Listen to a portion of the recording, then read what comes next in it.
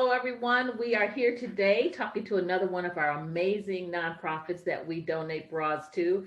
And I am so lucky to be here with Caryn Shoemaker of Clothes Cabin. So, welcome, Caryn. Thank you. Happy to be with you. Yes, it is so good to see you. We have been working with you guys for a long time. I was looking back, Yes, and I think it was like around 2013, actually. probably. We started Yes. working with you because I was like, oh my God, because we kind of keep track of like the number of bras that we've sent, and it's been like over 14,000 bras that we've been able to donate to you guys. So we are so excited to share more about your organization, what you're doing, because you're doing amazing things in the community here in the Phoenix area. Thank you. We appreciate it, and we really value your partnership too, Elaine. Thank you so much. That is so great to hear. I'm so glad we were able to support you. So why don't we start off? You tell us a little bit about yourself and then talk about Clothes Cabin. Okay, well, I started this organization with a friend back in 2009, and we had been collecting socks for 8 years and had given away 160,000 pairs of socks to homeless shelters and clothing banks and school nurses. And then we started the clothing bank because the one in Chandler had closed down. We are now in our 4th location. It has continued to grow beyond our wildest dreams, and we have taken on new businesses along the way, and it's always been something that our clients have shown us there is a need for this, and no one else was doing it in the community, so we've been doing it now since 2009. That means we're in our 13th year, and it's just been a pleasurable ride the whole time. Wow. So talk about some of the people that you guys serve in the community. One thing that's different about our group is that we will serve anybody in need. If they come to us and they say they need clothes and they can't afford to buy them, or any of the other services, they get help immediately.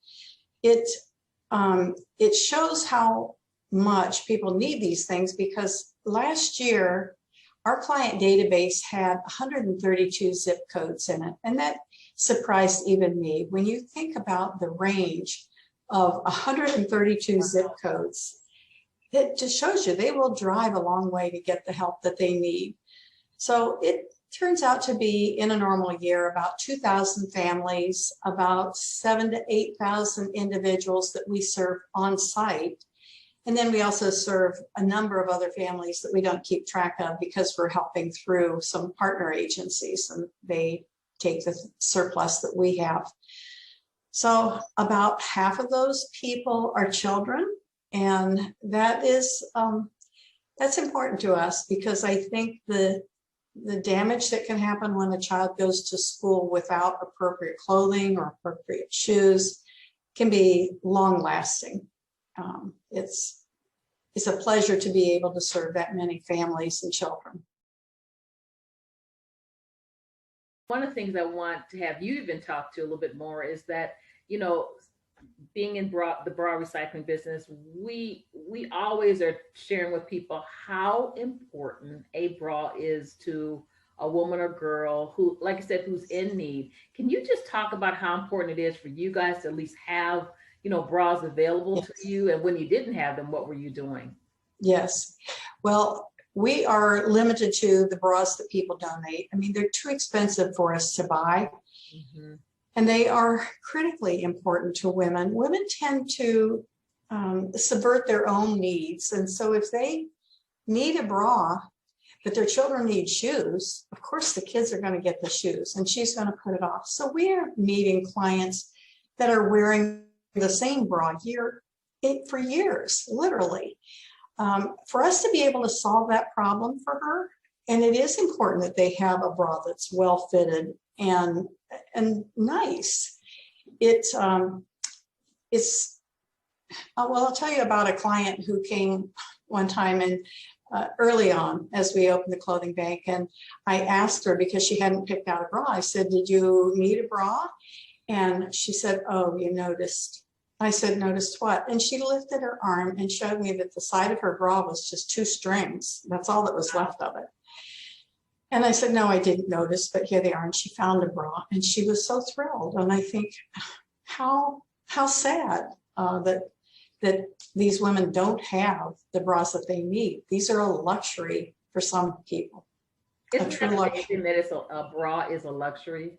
It is. We got a thank you note one time from a woman who actually mentioned bras, and she said, most people will, if they need a new bra, they go out and buy it. But living on the edge of poverty, that is a luxury for me. And she was so grateful to be able to get a bra.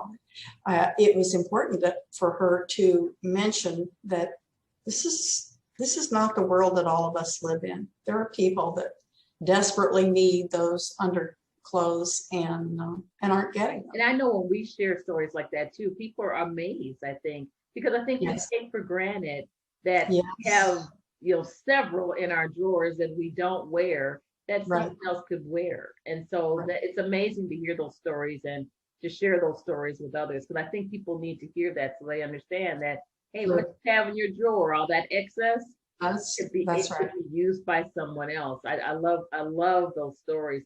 What do you think too? I know your organization works again with families. What are some of the big issues that they're facing now? Well, right now there are a number of people that are out of work. They're changing jobs. They're looking for jobs. The children have been out of school for a year. They're looking now at going back to school, and they are not in a financial condition where they can provide the back to school clothes that they need, to get the clothes that they need on their own. So that's a hot button for us.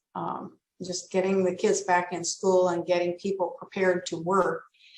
Right. Part of our mission statement talks about helping people attain a more productive life. And for us, that means we're not just giving away clothes and giving away clothes. We're helping people change their lives. So if they are in that position where they're really having to take a new look at their budget and what are they going to get and what are they not going to get, we'd like to be able to bridge that gap for them with clothes that will put them back to work or back to school. Right.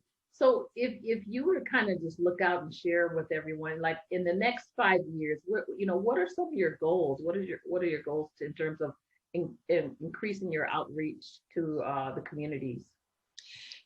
Increasing the outreach is really one of our priorities now. We're trying to do some new things in terms of taking our clothes out to places like parking lots of churches and just doing a pop-up kind of clothes cabin, helping people and introducing them to clothes cabin, but helping them immediately in that particular neighborhood. One of the other pieces that we see growing in the next 5 years is our back to work piece. A man came in one time when we were just doing clothes and shoes, and he said, I just got laid off. I don't need clothes, but I don't mind working day labor, but I have to have steel-toed work boots. Do you have a pair of steel-toed work boots? And although we did not on that day, we decided that that was a piece of business that we wanted to do. It will definitely help people attain a more productive life. And so we have a line now that includes not just steel-toed boots, but for people that work in restaurants, the non-skid soles and tool belts and canvas pants and scrubs and uniform pieces. And I really look to see that piece of our business grow. We've also seen a big increase in our homeless services. So there are 4 things that we do for our homeless clients. They can come get clothes like everyone else, but we also have washers and dryers so that they can wash their clothes and preserve the clothes that they have rather than throwing them away as they used to. They can take a shower there. They have a little storage locker that they can use, and they can get their mail there if they need to. All of those services are free, and particularly the homeless and the back to work pieces are growing. The clothing part will expand as we are able to reach out to a larger geographic area. Of course, we will continue to support you however we can. But if there are like some top couple 3 to 5 things that you need, What will you tell, folks listening that you need to continue to provide the services for the families? Bra recyclers has been wonderful because bras truly are one of the things that we really need. As I said, they're too expensive for us to buy. So we're dependent on what people bring in and on bra recyclers. And that's a need that is still a challenge. We can always use more bras. Underwear of the new variety is always welcome. Children's clothes is one of the biggest challenges we have because we have a high proportion of our client database and they need clothes all the time. Their parents come in every 3 months because they can't wear last year's jeans and last year's shoes. So they're in continual need, and it's an area that we really don't get a lot of good children's clothes. Seems like children's clothes get passed down 2 or 3 times and then there's not much left of them. So those are a couple of the things that we always need. Sheets, towels, and blankets are also high need items that we carry. So if there are some of those that need to be recycled, we're always happy to see them. Oh, good. Those are good things for us to know about too. So we'll keep an ear out if we hear about those things. So one thing I want you to talk about is some of the fun fundraisers you have. So you guys do one with chili. So talk about that one a little bit, because that is fun. We attended that one year, and I'm gonna tell you, it was a blast. It is fun. It's our signature event. It's called No More Chili Nights, and it starts out as a chili cook-off with 5 teams. And all of the people who come to the dinner get to vote on the best chili there. And we also have a silent auction and live entertainment and a wine pull and generally a Kendra Scott jewelry raffle, 50-50 raffle. It's great fun. And we usually do that in the fall. We've not been able to do it this year, so we're probably going to do it in the spring. But this fall, we're going to kick off a second fundraising event that will be a kickball tournament. And so we're looking at having a kickball tournament in November, and that will probably attract a little younger, more family-oriented crowd. So those are the 2 that we have lined up. That'll be fun. And talk to us about, you guys have a resale shop, a boutique. We do. Talk about that. That's fun because a lot of people love to find good deals and great little treasures. So talk about that. Yes. Well, the first thing I want to say is that we don't sell the clothes that have been donated. It's important for people to know that when they donate clothes to Clothes Cabin, they're going out free to somebody in need.